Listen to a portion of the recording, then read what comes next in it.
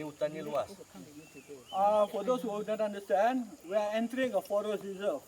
So the requirement to enter a forest reserve is that you have to apply for a permit, and you have done that. The permit is here.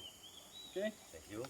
Lepas tu, kawasan kita ni hutan terbuka, hutan yang luas. Jadi bermacam-macam spesies hidupan ada. Ada tiger, ada apa semualah. Jadi kawasan rayawan tiger ni lah.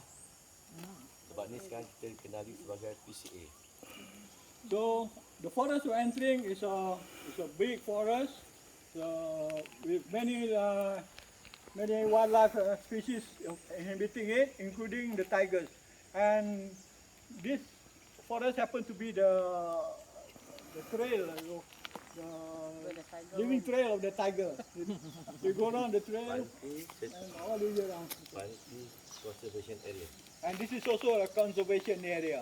Panti Conservation Area. Jadi semua barang terkawal lah, dikawal lah.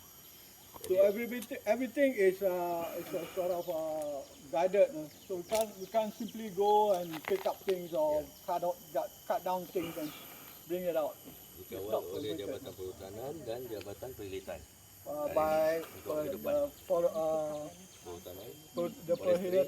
perhutanan, the forestry department. Okey, itu sajalah.